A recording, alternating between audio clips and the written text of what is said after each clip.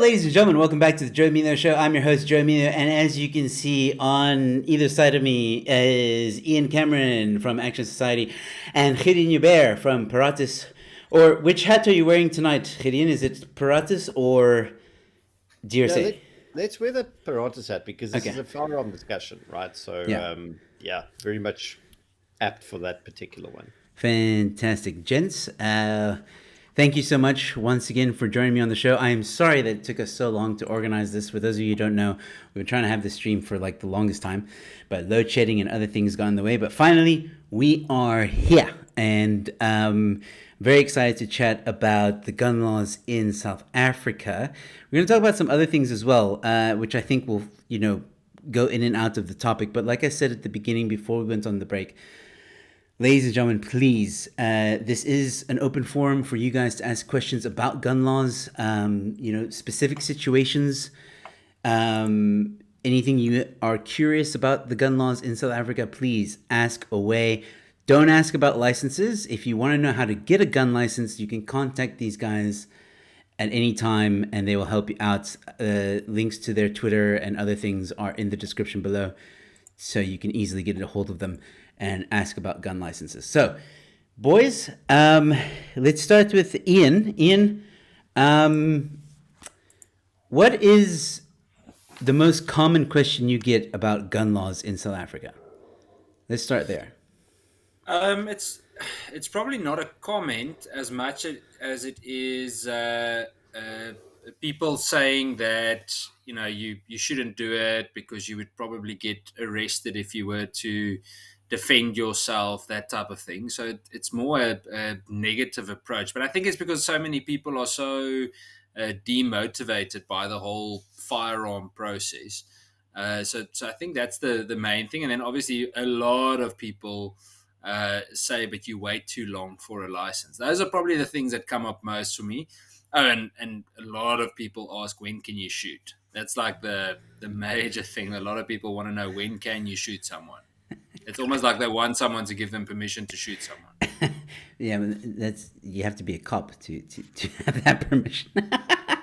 In a way, but yeah, no, that's interesting because like I'm applying for my gun license. I know, Gideon, I've been terrible. I will get to it, I promise. But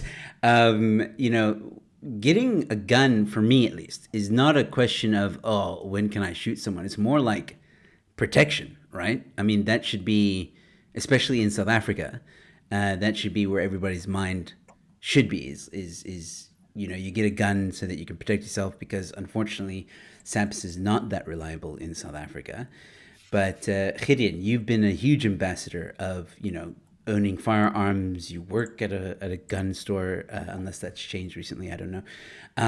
But what are some of the common questions you get about the gun laws in South Africa?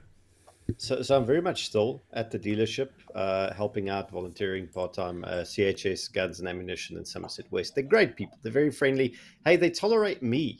And I'm not a great employee. So, I mean, like, uh, big shout out to Aziza and co running the show there.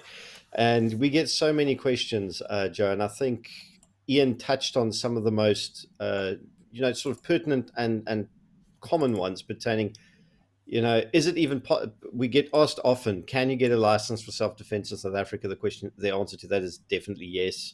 Is it harder to get a license for self-defense than any other section, whether it's sport or hunting? No, it definitely is not. um, are you going to get arrested if you shoot someone in self-defense? Well, actually, the correct technical term is private defense. Let's just call it self-defense for the sake of semantics. No, not necessarily. It's one of those yes or no questions. Every defensive situation people get into is entirely unique. You can't base a conclusion on one situation or draw meaningful conclusions from a series of situations you've observed in the media, the limited information that's published there, and say, well, according to what I read in the newspapers, if I defend myself with a gun, I'm definitely going to get arrested. You're not. I wasn't arrested after my defensive shooting. Most of the people I know that have had defensive shootings were not arrested. Some were taken into custody temporarily, but they didn't spend time in the cells. It depends on the degree of understanding and competence of the investigating officer on the scene, as well as how they read the situation there, okay, as well as your behavior. There's too many variables there to give you a recipe from. I have a small guide published on my page about what to do, a very simplified sort of basic checklist of what to do after a defensive shooting, just to guide people through it, give a vague idea. But here's another thing: you stand a chance of being arrested if you run someone over on the freeway, even though that person is running across the freeway illegally. You stand a chance of being arrested if you defend yourself with a knife or a blunt object, or even strike someone with your fist. Every single thing you do out there that pertains you projecting force onto another human being, even if it's 100% justified, runs the risk of you getting arrested for it and having to please explain afterwards. That's just a fact of life. And there's no difference in our country and any other country. The same rules count for the United States. In fact, your self-defense laws and legislation are way worse in countries like the United Kingdom, Australia, New Zealand. I'm not 100% sure how they are in Germany and Austria, but in the Anglosphere countries, specifically those ones, you can get into a lot of trouble just for projecting any force at all in self-defense. So we actually have it, in comparison, quite rational here. But yeah, those are just touching on some of the more common sort of questions and queries. No, that's very good information as well. I do have some questions coming in, so we'll take them. Herman Ruas asking, I have a question for your guest. What would happen if I use my Section 15 rifle to defend my neighbor if he was or is attacked? Who wants to tackle this one? I'm happy to go. Yeah, Gideon, you go first. Yeah. Okay, I'll go first. So the law is actually quite clear. It doesn't differentiate between sections and their use, just their purpose for licensing. So if you license that gun for hunting, you have told the police that your primary purpose for owning it is hunting, right? That doesn't mean you can't use it for anything else. In fact, the Act clearly states that it may be used for any lawful purpose where it is safe or appropriate to do so. Now, lawful private defense is a lawful purpose. And South African legislation works this way: that which is not expressly prohibited by it is allowed. Okay, we can argue semantics, but for the most part, like, the law doesn't care about the section of the gun license. Think about it this way: if you are attacked by three guys and in the struggle you grab one of their guns off them and you use that gun to defend yourself, are you going to be in more trouble because you didn't have a license for the gun that you took off the guy attacking you and then used it? Or if you used a kitchen knife from your drawer, you didn't have a license for that either. And I'm sure you didn't tell Verimark when you ordered it, no, this is my self-defense kitchen knife. This is not, I'm not using this to cut onions and tomatoes. So we must be careful to not sort of get sucked into very circular arguments about use. Remember, the gun's just an object. Its use, if you use a licensed firearm to rob a bank, you're going to be, or do a CITS, you're going to be in as much trouble as you would for that, on that specific charge, as you would for using an unlicensed one. You will still get charged with having an unlicensed firearm in the event of you doing that, but that's not the point. The point is, yeah, it is perfectly legal, Herman. Long story short, to use your Section 15 to. All right, Ian, before you answer that question, I think this question is also related in some way. It comes in from Sean. He says, can one use a firearm, i.e. semi-auto rifle shotgun, for home defense if it isn't registered with SAPS as a defense weapon? So I think it's a similar question. So you can take this one, Ian. Yeah, well, I think Gideon answered it perfectly. The point is that if the threat is imminent, then you need to be able to defend yourself. So it doesn't actually matter what you use. In fact, I would go as far as saying it doesn't even matter if it's a firearm or not. You use whatever you can to save a life, and that's the point. The question I always say to people, you ask yourself is, would you take a life to save a life? And I think that's the principle. If you can justify taking a life to save a life of an innocent victim or of a victim, then that answers your question, no matter what the tool is that you use. And what if Sean continues? What if the firearms are registered under his name? Could my wife use them in the home for self defense? Yeah, absolutely. So what we've actually done is we've even had insurance underwritten exactly for that purpose, that your whole family can defend him or her or themselves. It again comes back to the point of, to what end would you go? To what means would you use to save a life? I mean, obviously, it wouldn't be legal for that person to walk around. Say, for example, I can't walk around with Gideon's firearm, because I'm not licensed for that firearm. But the point is, if I was at Gideon's house with him and his family, and there's a imminent threat, and I were to use Gideon's firearm to safeguard someone or something, then there's nothing wrong with that. All right. I also want to ask you, Ian, on this. I'm going to also ask the same question to Gideon.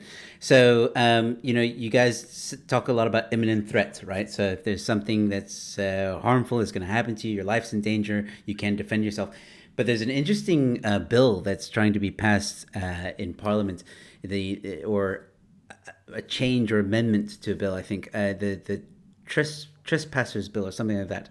But basically, the law, if it was implemented, would now say that you have to warn an intruder that they're on private property before you do anything to protect yourself, or basically alarm them that they're on private property. What are your guys' view on this new trespassers bill?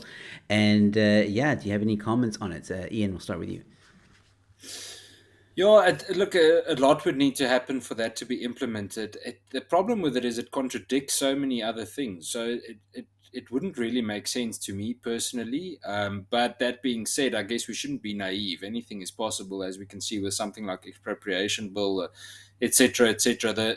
I mean, maybe that's a discussion for another day, because there are also a lot of things we need to consider when it comes to that. The point is just that, I don't know, how that, I don't understand how it would work. So it basically means that you can allow, it's not a threat if anyone just happens to walk into your house. So that being said, I know there was a video of a specific lady where she spoke about it, and I also think that went to an extreme where she also spread unnecessary panic instead of just giving people information to say, hey, be on guard, we need to watch this space. um, I personally wouldn't go into too much detail yet into an opinion, because I don't think it's developed far enough, but that's just my personal opinion. Um, but something I feel strongly about is that we shouldn't be naive, because if there's something that especially when it comes to the ANC, it's them taking an extreme stance when they don't have strong enough opposition. So it might be that we think it's impossible and therefore we don't take it seriously enough, and then they pass it, or they manage to pass it because they received no opposition. It's the balance of forces principle that we've spoken about so many times. It's the same with something like the Firearm Control Act amendments. As soon as there was a lot of opposition, they backed down. But I guarantee you, it wasn't a victory. It was just a temporary ceasefire. That's what it comes down to. They are going to take on the Firearm Control Act again. There's no doubt. I've got no doubt about that. And it's like name changes. And so the list goes on. So rather safe than sorry. I think we should consider it. But let's see, what the developments are. Ian, anything to add? You mean Sorry, Gideon? Gideon. No, I think Ian's spot on. I think we've kicked the previous amendment, proposed amendment bill into touch for a bit, and we'll probably have another year or two to bolster ourselves and our organizations to take it on when it surfaces again. And we've seen how addicted the ANC, and especially Bekele and the Civilian Secretariat of Police, are to really terrible ideas, and how immune they are to reality and the implications of life in South Africa.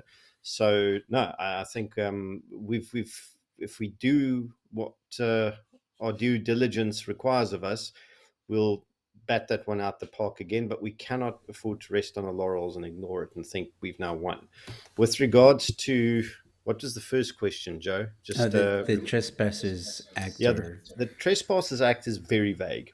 That is one of the major problems with it. I mean, we've spoken to Jeepers about 3 or 4 different advocates regarding their opinion on it, and we've gotten 4 very, very different opinions on it. Either way, any piece of legislation that's that ambiguous and unclear and that difficult to understand and that has such broad implications, especially when you read it alongside and in conjunction with existing legislation, is not a good law. That thing should go straight back to the drawing board, reject it as a whole. If they want to amend it or bring in a new act, they need to write it in a way that's actually understandable in plain English, and that doesn't contradict existing legislation or precedents. Because it does. One of the major worries of it is if you have a trespasser on your property, it creates the impression, and whether or not this is correct or not is open to interpretation, which is 100% part of the problem, that you can't do anything to that trespasser. You need to phone the police, and they need to send a designated, not any police officer, a designated police officer specifically for the purpose of addressing the trespasser to your property under a specific time frame, which, unless we are all on meth, know for a fact that it is an impossible task and an ask from the South African police. Sorry, I don't mean to get snarky this early in the broadcast, but I mean, no, it's all right. there we go. Absolutely, and I couldn't agree more. I do think it's a stupid amendment, but I hope you guys are right that it won't go through. But like Ian said, you never know with these guys. But yeah, some more questions have come up. Umlungu asking, how many EDC firearms are we allowed? I'm not sure what EDC stands for. Everyday carry. Oh, okay. So Ian, how many are we allowed to have? Well, you can actually have more than one, but it's very difficult to get. So I'll use an example. I had a ex-colleague who had a 9mm pistol as his self-defense firearm.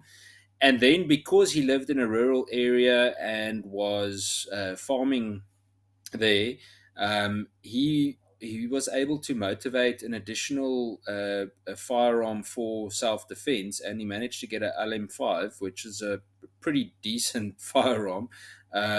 So to get an assault rifle of sorts, any kind of AR. For that is quite difficult. I mean, Gideon, I'm sure you'd agree. Most of the time, it would be for sport shooting. It's hell of a difficult. In fact, that's one of the only ones. But I mean, you work with it more closely than I do. That's one of the only people that I've actually come across that managed to do that in such a short space of time. So, in most cases, you'd find most people have one self-defense firearm. But as I said, that ex-colleague of mine actually, he managed to have 2. Ian, sorry, I don't know why I keep doing that. Gideon, anything to add? We probably slow down on the very meth. You need to slow down on the meth.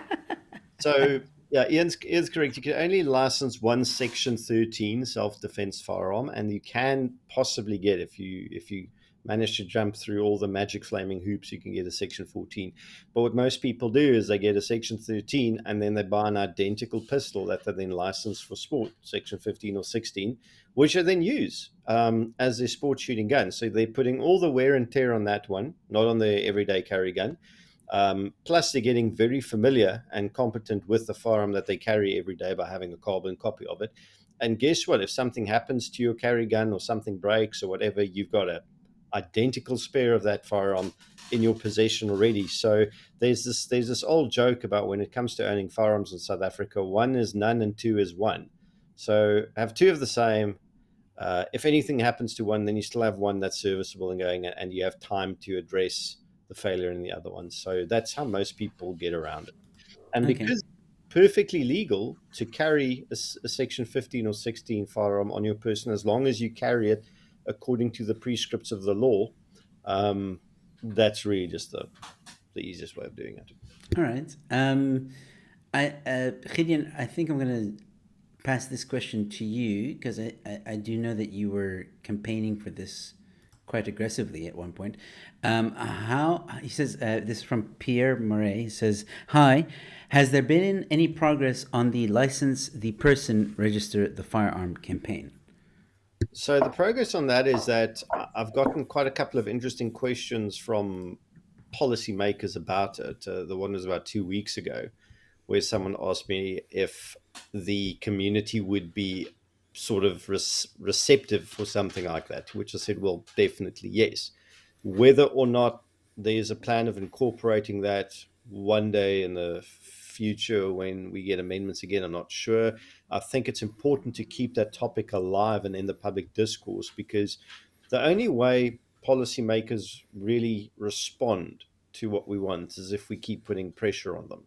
The moment you don't, you're right. There's always something else that is vying for their attention or something more pressing. So I appreciate the fact that Pierre brought it up. I think please carry on pushing it. We need to carry on talking about it, and I think just highlighting it again in this conversation is a good idea, and that would be a great replacement as opposed to licensing each and every gun that you own. You are the license holder, like it would be for your driver's license, and then your firearms are registered to your name, like your cars are registered. And that's a fundamental difference, just to those who aren't aware of what that means. Yeah. Well, I hope it goes through because that one makes sense. I will pass this question on to both of you. We'll start with Ian. Any suggestions for gun clubs, ranges geared towards women in Cape Town? I'd like for my wife to be able to chat to like-minded people with kids, etc. No, man, that's Gideon's department. Don't throw that to my side. I'm the guy that always carries the firearm, but never gets to the range. Gideon's the one that actually puts it into practice. Oh, come on, Ian. I thought you would have gone to the range if you own a firearm. I'm meant to go more often. I preach it, but I need to start practicing it more. So that's all my cards on the table. Nothing to hide. All right.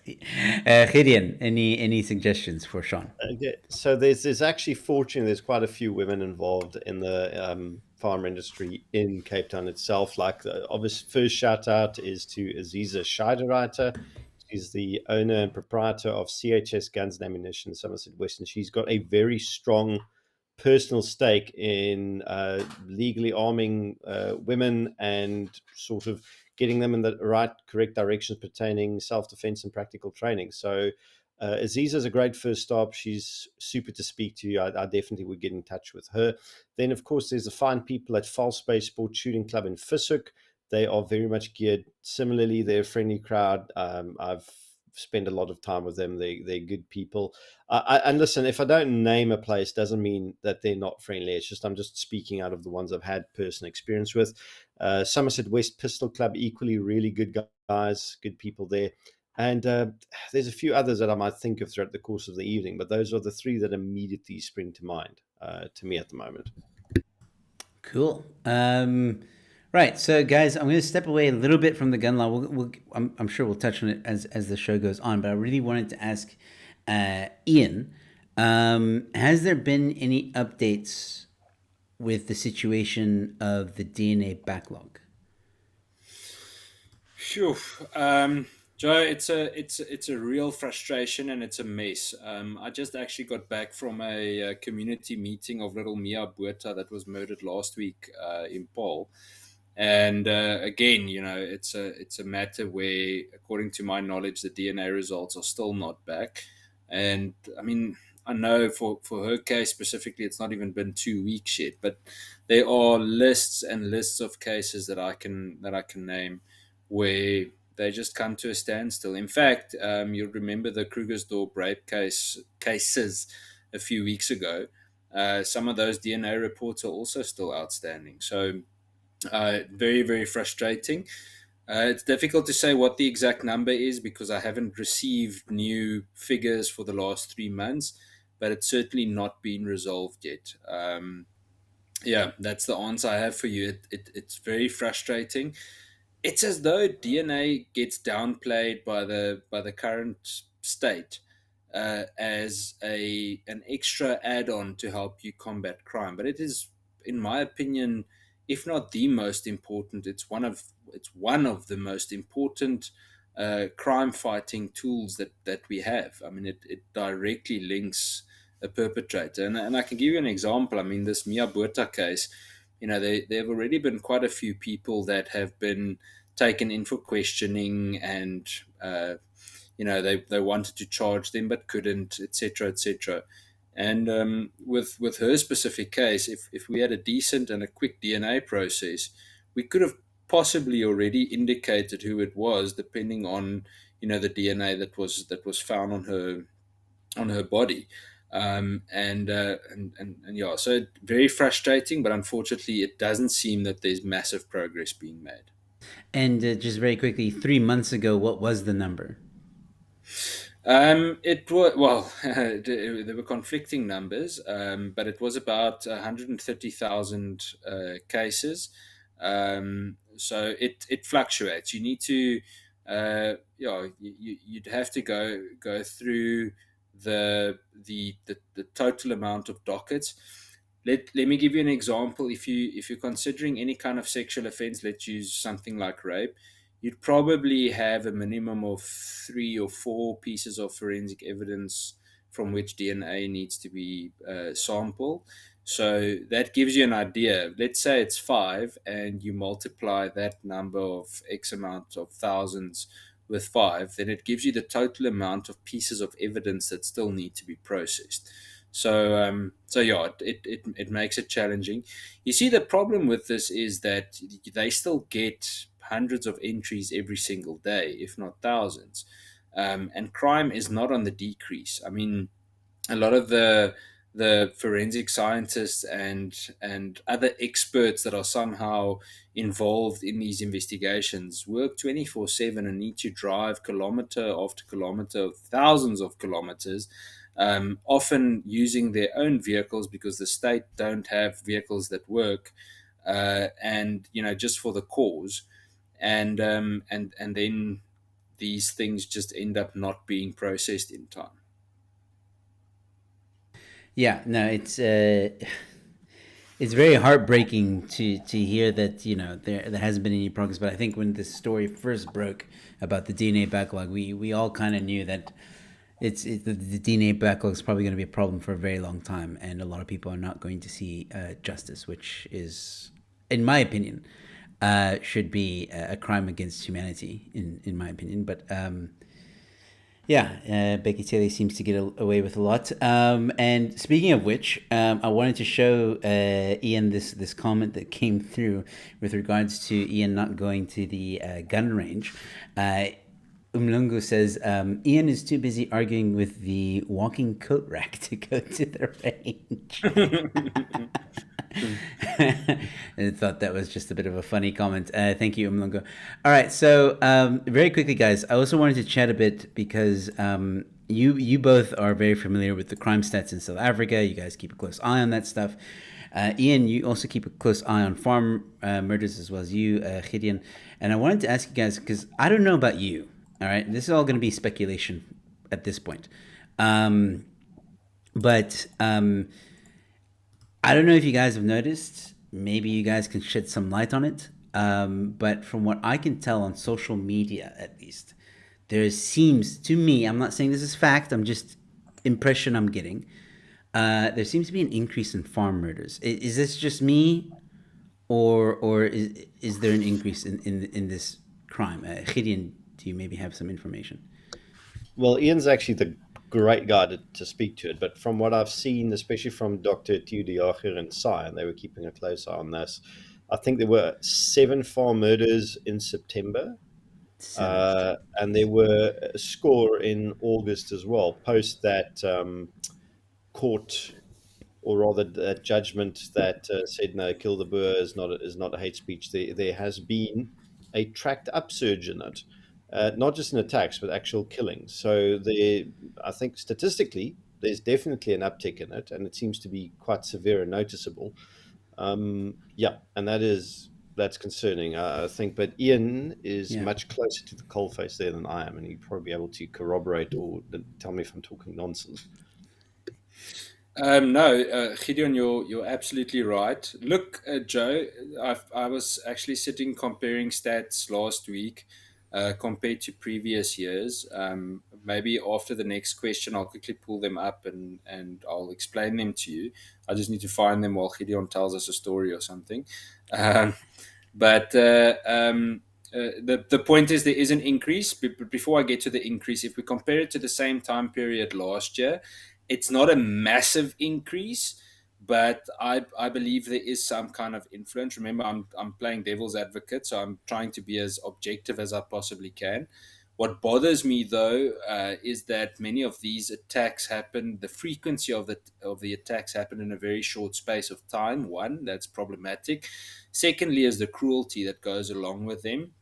And some of the victims that survived. Just this morning, I spoke to the son of a victim in Northwest, close to Moinoi. And one of his parents has now passed on after they were attacked a few weeks ago. And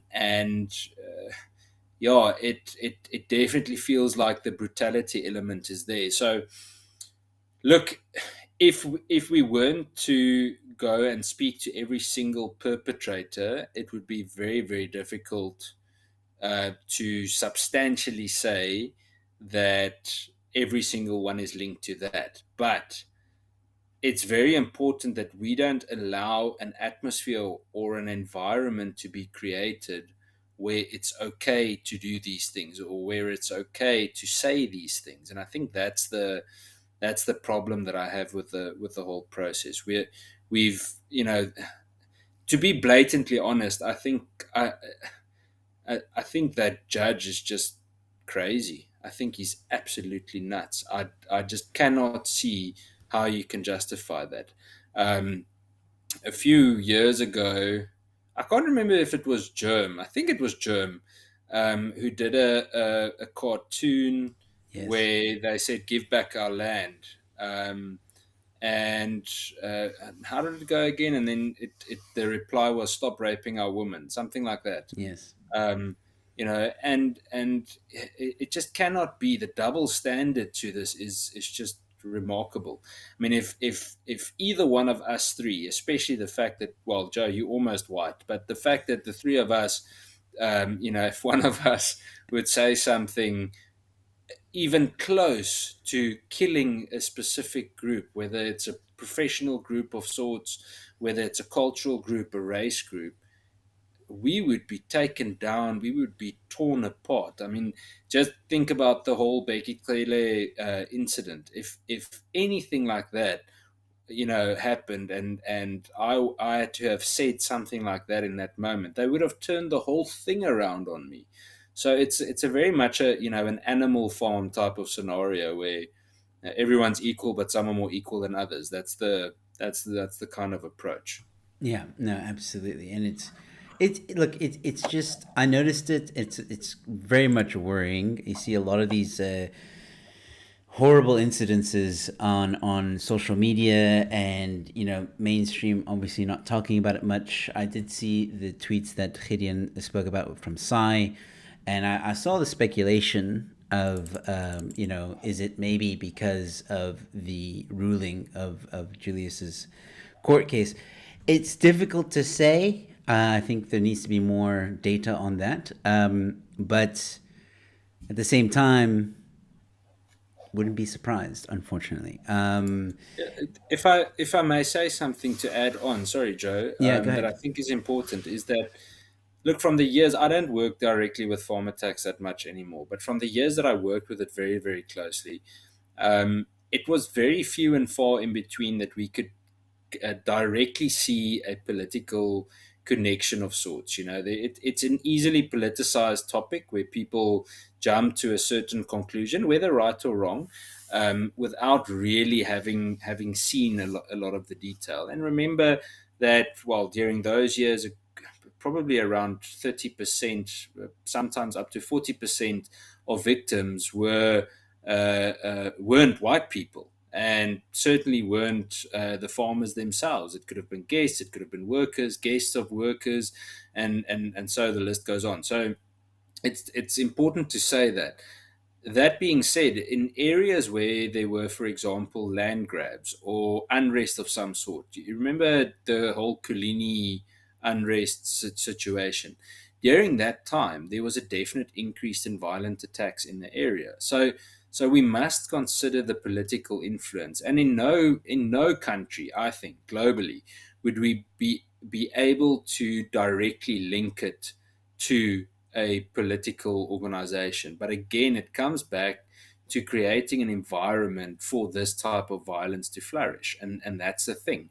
We're literally we've built this kind of Garden of Eden, a little paradise for farm attackers, and it's literally being blown along or supported by certain politicians. Yeah, and like you said, it's not okay for a politician that has the power and influence that Julius has to say things about killing a certain group of people. It's just not okay, and it feels like we're not learning from history. But what I would also like to move on to is I would like to get also your guys' opinion on, we've heard some horrible things happen in the past weeks as well, not just farm murders, but also, Ian, you touched on it a bit earlier, rape seems to be out of control. I mean, a 4-year-old was a victim to this heinous act.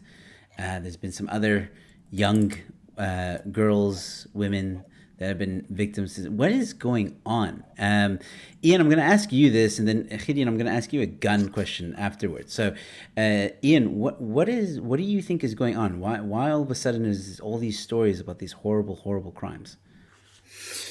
I think it's being reported a little bit more, and I think we're speaking about it more, but it's nothing new, to be honest, Joe. A few years ago, I read a report. I think it was the Institute for Security Studies, and I need to go check because I keep on referencing it, which doesn't really count because I can't remember where it's from. But um, they always said that only 1 in about 9 rapes are reported.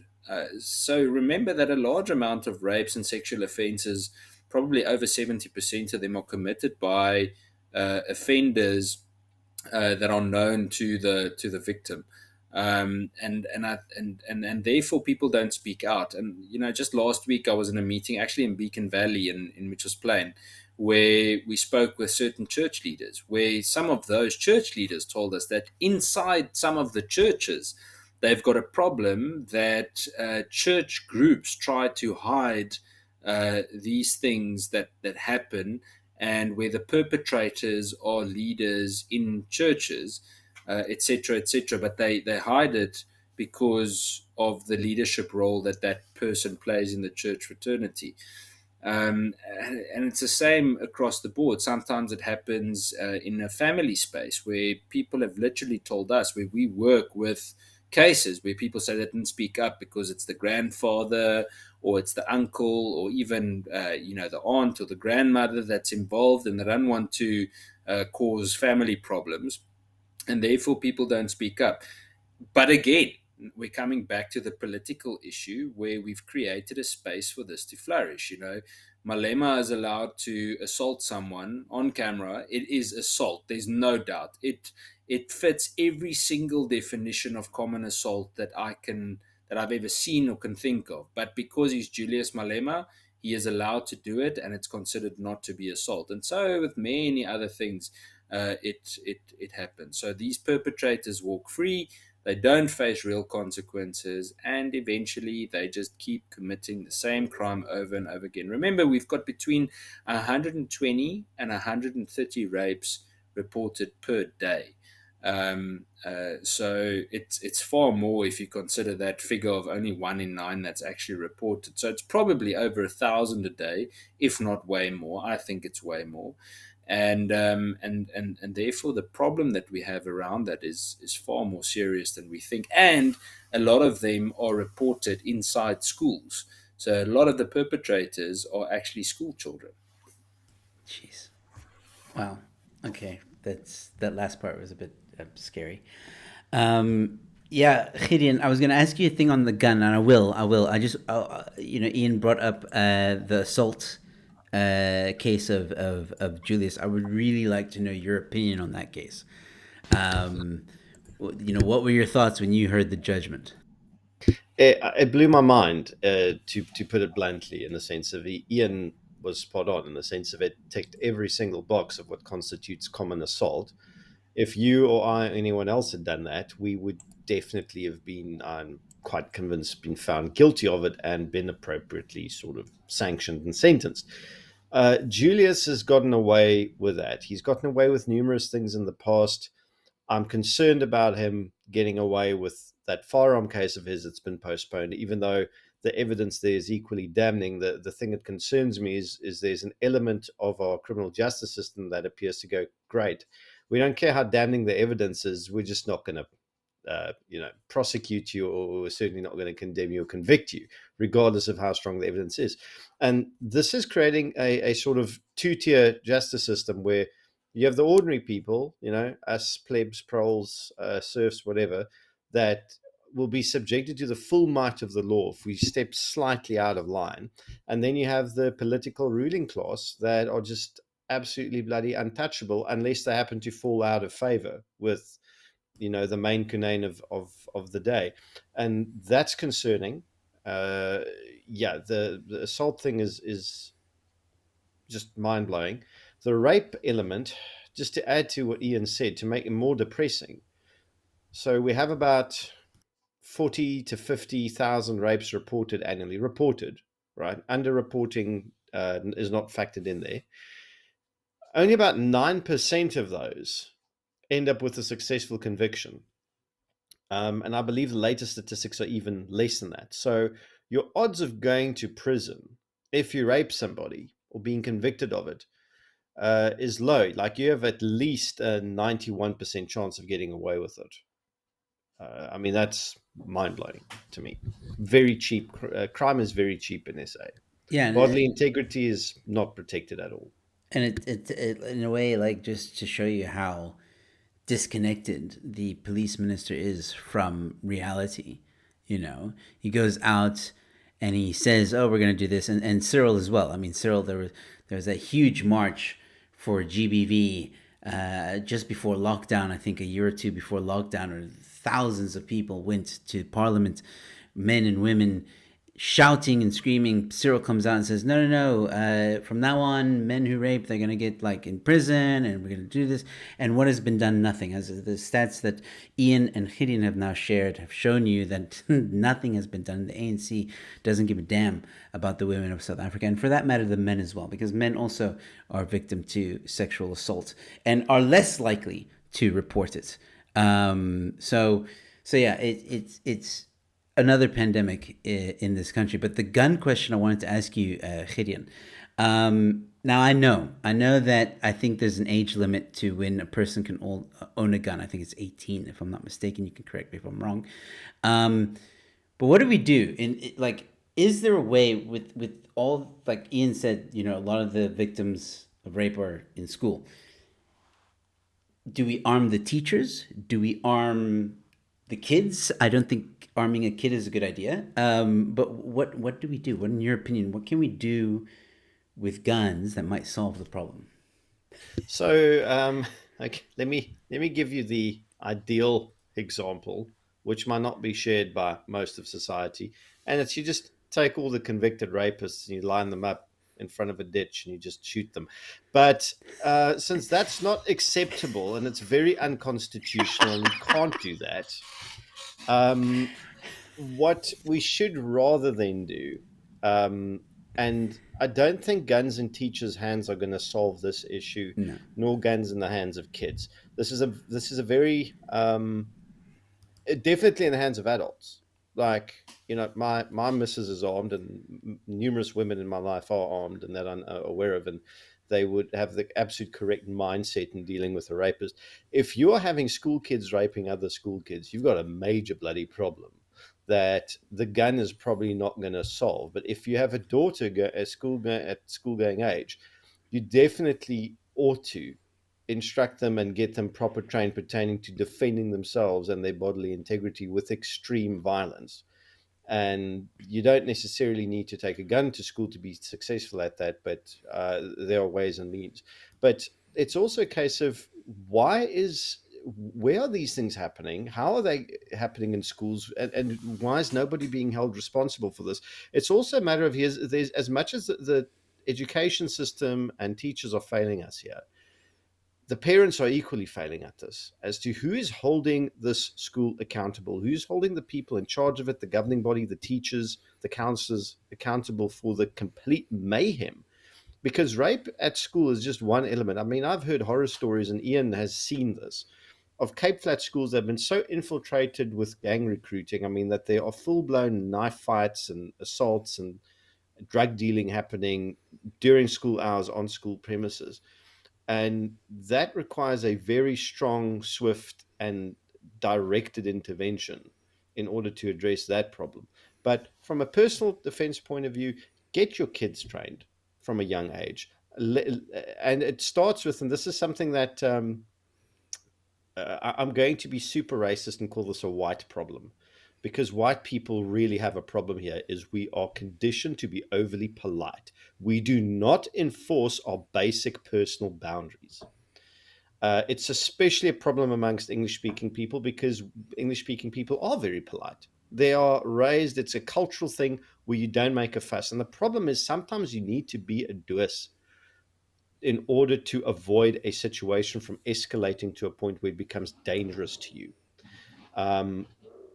Understand where your personal boundaries lie, and not just your personal boundaries pertaining to conversation, a personal boundary pertaining how close you are willing to let another person get to you, and enforce that boundary verbally by moving away, and if all other steps fail, then enforcing it through physical force if need be. But we need to develop a far healthier relationship with boundaries and the enforcement of them. And that counts for kids and adults together. Yeah, that does make a lot of sense. And I would agree with you, Gideon. The best way is to probably train your kids to just be able to defend themselves, especially when you live in South Africa. Unfortunately, we shouldn't have to, but unfortunately, our SAP system is also failing. And Ian, I don't know if you have anything to add to that specific question, but you're more than welcome to. No, I don't. I don't right now. I feel I might not say it as much as Gideon, but I feel the same in quite a few parts. Um, yeah, it's quite difficult as well. Let's rather say I don't think we always realize how serious the threat is around our children. I just want to come back to the children part first. Last week, I was at a meeting with a colleague of mine. With that meeting I mentioned earlier with the church leaders, Yeah. and we were literally sitting in the meeting, and the next moment, shots were going off outside, and they fired about. I think it was about, we counted 24 or 25 shots, which is quite a bit, and walked to the door and kind of leaned outside. And this was in Beacon Valley, by the way, and there's been shooting there for the past week, and that was the first of 4 incidents just for that day. Tonight again, I just received the message that they shot a gang leader's brother in Hanover Park tonight. And all over the Cape Flats and outside parts of Muizenberg, there's this just gang wars going on for the last week. And a lot of these things, I'm coming back to schools now, happen so close to school. Last night in Vrygrond outside Muizenberg, an 18-year-old boy was shot in front of his dad's shack. He was in the crossfire. That Beacon Valley case, that shooting while we were sitting in that meeting, the school was about to come out. And as they were about to come out, the shooting started. So all the children had to stay inside. So the violence is a very serious issue. And just last week, I think just for September, Bonteheuwel alone, 13 people were shot. So I mean, a lot of it is gang related, but still, the point is there's a threat for crossfire for many of the kids and other innocent people that often get hurt. So very, very serious problem. And yeah, I might be broadening the discussion, but I think there's a lot we don't take note of. We've kind of come to a point where we've normalized certain parts, violence in certain areas. We kind of said, yeah, it's just another Cape Flat shooting, or just another Inanda shooting, or it's just another this or that. But the point is that we should never consider that normal. Yeah. No, absolutely. It shouldn't ever be normal. 60, what's the stats? 60 odd people died a day in South Africa. 71, yeah, three 70, per it's gone hour. up. It's gone up now. 71 people die. Yeah, that's not normal, and it never should be normal. But sticking with what you just said, Ian, just to, in a way, play devil's advocate. Guys, what if I told you, you know what? Maybe guns isn't the answer. Maybe we need to get rid of guns. That's why there's so much shooting in the Cape Flats. That's why these innocent people are dying. Why don't we just get rid of guns and only allow the cops or certain people, to like security companies or whatever, to have those guns? Or even better yet, why don't we just eliminate guns completely, as some people in certain circles will say? Gideon, what do you have to say to that? And then I'll pass it on to Ian. Jeepers, that's like an hour-long discussion about why that wouldn't work in itself. But I'll give you the big picture overview. So the first one is, let's say I'm a wizard, okay, the most powerful wizard in the universe, and I snap my fingers, and every civilian-owned gun in South Africa is gone. Okay, they have to be confiscated by the police, because the guns unfortunately won't just disappear into nothingness. Okay, I'm not that powerful, so the cops have to go and they have to confiscate between 3 and 6 million firearms from their lawfully held civilians. Okay, this far exceeds the number of firearms owned by the state, which I think the police only own about 500,000. So you add 6 million to it. Bear in mind that one corrupt policeman, Chris Prinsloo, just by himself, stole without being detected for a long time and sold 9,000 guns at least. We know of 9,000 guns that this guy sold by himself to gangs and criminals, and his colleagues are still busy selling guns to at such a rate that Mark Shaw in his book refers to the state as the single biggest supplier of firearms and ammunition to criminals, with no competition. 9.5 million rounds of ammunition went missing in the past 6 years out of SAP stores. So if we disarm the population, there will be no shortage of guns in criminal hands. None at all. And this is excluding the stuff coming in from overseas, or not overseas, from across our borders. It excludes the stuff that's locally manufactured. So, long story short, getting rid of guns is impossible. Absolutely impossible. Equally, stricter gun control hasn't worked, because even though we make it difficult for ordinary people to obtain licenses, if you are a criminal with sufficient connections, you just buy your license these days. And some dude at the Central Farms Registry gives you a legitimate license fraudulently issued to your name, because that's how corrupt the system is, because it's that transparent. I mean, untransparent, that opaque.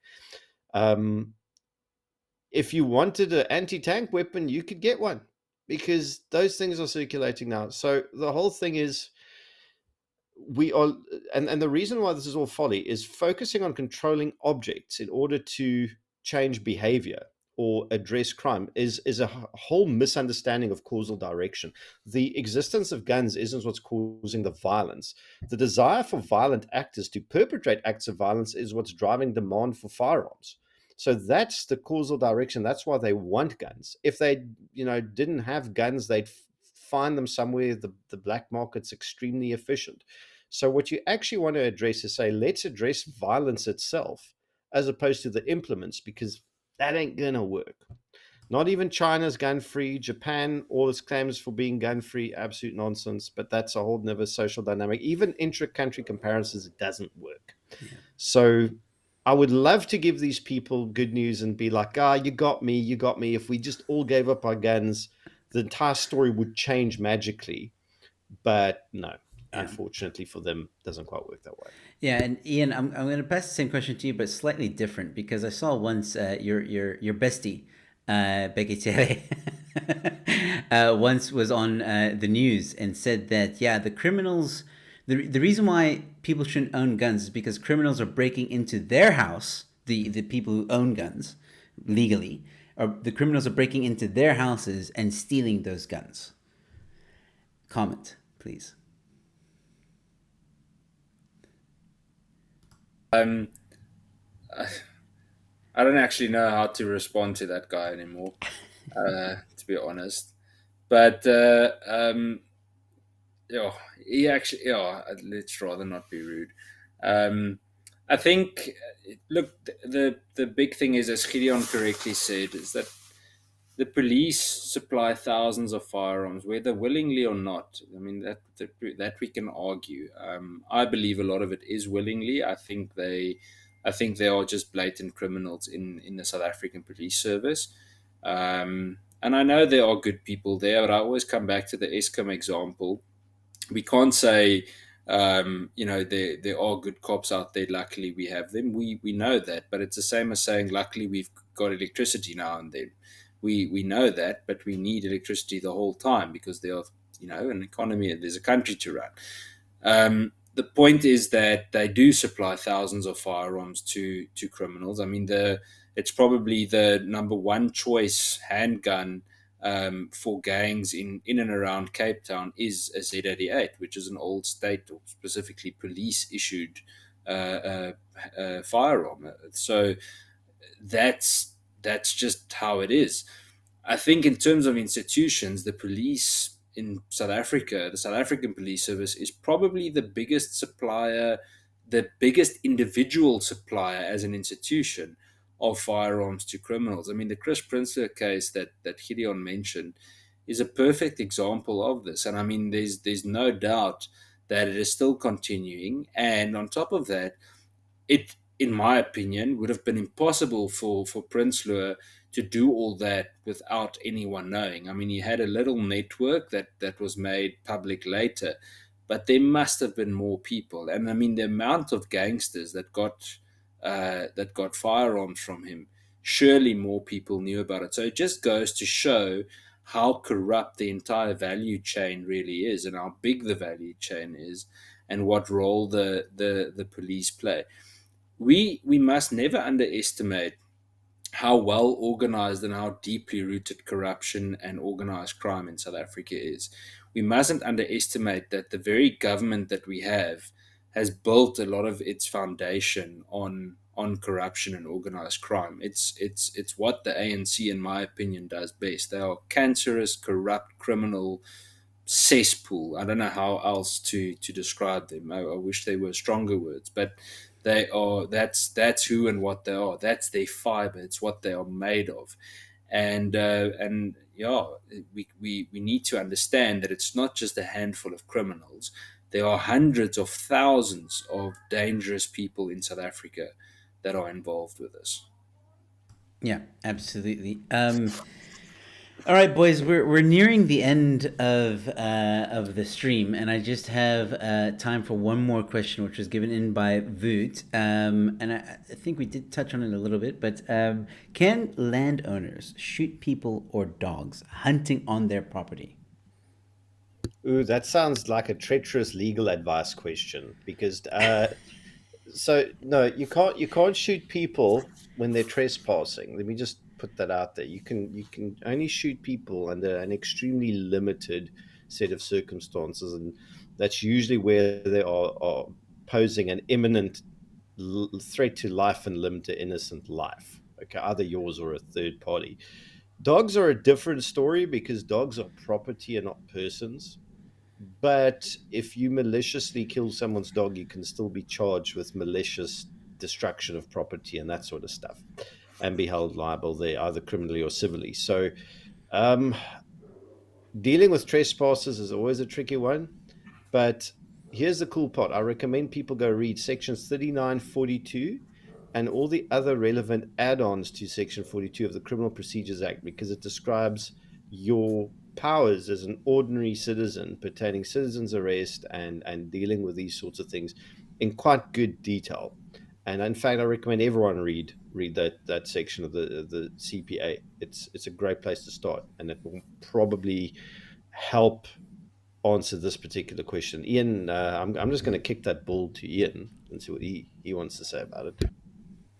It's the principle of taking a life, to take a life to save a life. If your life's not being threatened at that moment, no, you can't. It's as simple as that. Very frustrating because in parts of the country, I mean, where I lived in Limpopo about just over a year ago, there would be groups, well, not even groups, one or two guys with 30 plus dogs, and they'd be hunting with those dogs on a farm. and they just caused so much destruction. And they were so malicious at one stage that if they were to be caught or chased away, they would, for example, stab holes in the water tanks and then let the water tanks leak out. That kind of thing. So um, it's very challenging because the police don't have the will or the expertise to catch these people, and I don't think they even know how to charge them properly. And never mind, even I'm not even mentioning the prosecution process. So challenging. Point is, take a life to save a life. You can't shoot someone for trespassing. One, you can't shoot someone for hunting. You can only shoot or defend yourselves otherwise if your life or someone else's life is in danger. Perfect. All right, gents, that's pretty much going to wrap it up for this evening. I'm going to pass the ball to both of you. We'll start with Ian. Ian, where can people reach you? Remember, ladies and gentlemen, I have linked their Twitter, both gents' Twitter, in the description below, as well as the website to Action Society, and Gideon's Paratus YouTube channel is also in the description. But Ian, where else can people reach you? And anything else you want to say in closing, please, now is your chance. No, just thank you very much. It was lucky to spend some time with you. Please follow the links as Joe mentioned, and you're more than welcome to reach out if you need help or assistance or advice. We'll always try to be of service. Awesome. Thanks, Ian. And Gideon? Same. Please find me at paratus.info or on my Twitters, which I spend far too much time on. It's not very productive, but it's always good chatting to you. And thanks for the questions, guys. They were actually pretty solid. And yet, if they want myself, you and Ian to do a follow up on this, I'm always game. I always enjoy talking about this topic, and I think it's something that's more relevant than ever, and hopefully stays relevant. So, yeah, thanks for having me. Thank you. Thank you both once again. And yes, Gideon, we will do a follow-up for sure. At some point, we'll rally up some questions again. So for those of you that are watching this after the fact, please, if you have any questions, drop them in the comments and I'll look at them, and then I'll arrange another time where I can have these gents on the show. And obviously, anytime there's other pressing matters to talk about, I'll have either one on the show as well. Thank you guys once again for joining me, and I'll chat to you guys soon. Good night. Cheers.